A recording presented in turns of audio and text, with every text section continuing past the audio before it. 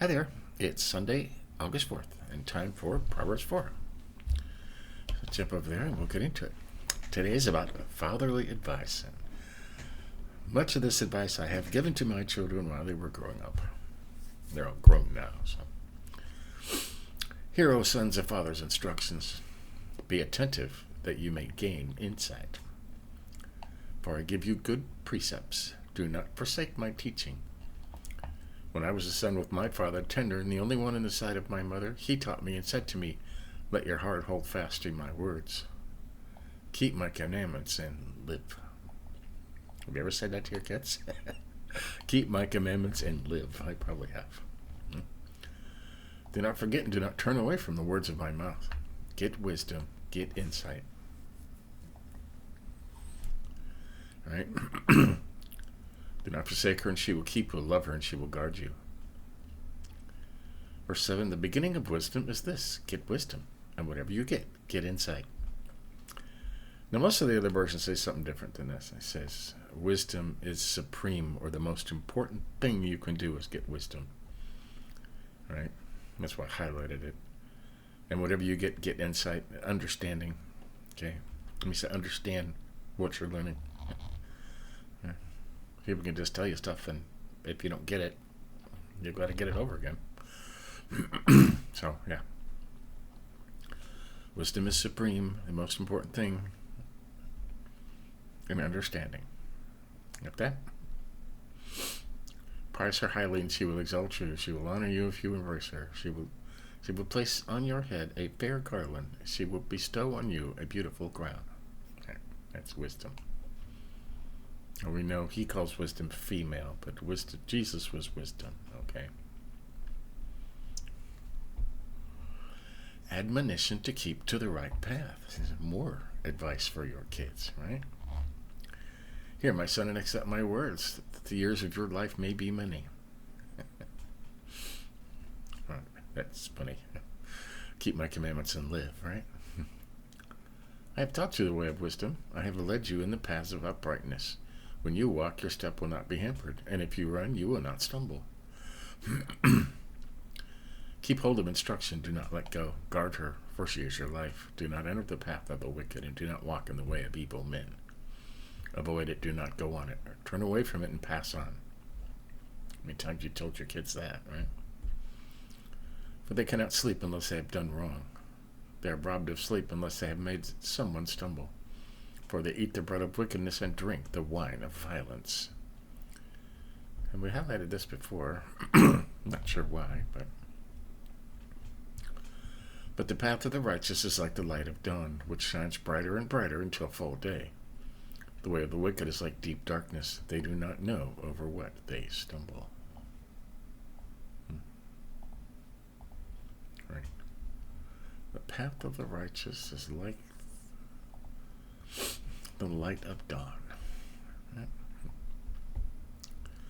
Verse 20, my son, be attentive to my words, incline your ear to my sayings. Let them not escape from your sight, keep them within your heart, for they are life to him who finds them, and healing to all his flesh. That's good. Huh? Keep your heart with all vigilance, for from it flow the springs of life. Right. What does that say over here?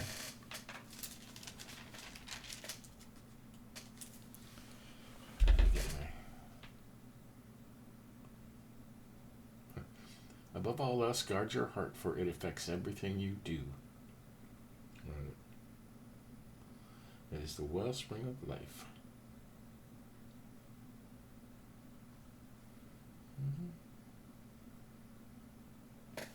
Right. The wellspring of life.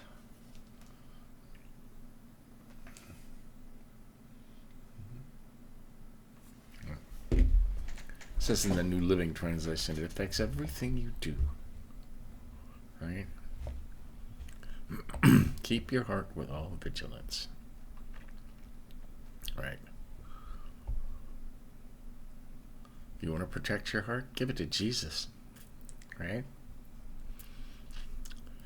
24, put away from you crooked speech and devious talk, and put devious talk far from you. Let your eyes look directly forward and your gaze be straight before you. Take heed to the path of your feet, then all your ways will be sure. Do not swerve to the right or to the left. Turn your foot away from evil. Right? Words of the wise to your children. Right? What this whole thing is. And what did we highlight in our fatherly advice section? Let your heart hold fast to my words. Listen to what I'm telling you, kids. Keep my commandments and live. Right. Didn't say he would kill him, but the threat of the rod was always there. And the beginning of wisdom is this: get wisdom. And whatever you get insight or understanding. The most important thing you can do is to seek wisdom and understanding. That right after following the Lord. We highlighted 18. But the path of the righteous is like the light of dawn, which shines brighter and brighter until full day. Right? And I was talking about evil people.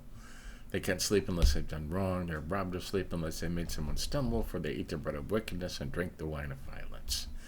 But the path of the righteous is like the light of dawn, which shines brighter and brighter until full day. Right? The way of the wicked is like deep darkness, and they don't know what they're tripping over. We highlighted 22 and 23 and 24, all in different colors. Let's start with 20. My son, be attentive to my words, incline your ear to my sayings, let them not escape from your sight, keep them within your heart. Listen to what I'm telling you, right? For they are life to him who finds them, and healing to all his flesh. Keep your heart with all vigilance, for from it flow the springs of life. Right? Everything you do flows from your heart.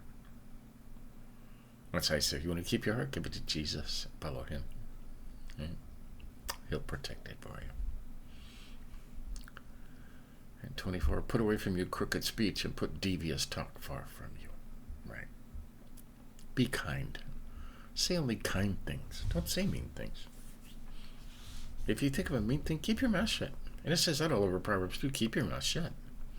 Okay? Be humble. So, there you have it. That's fatherly advice.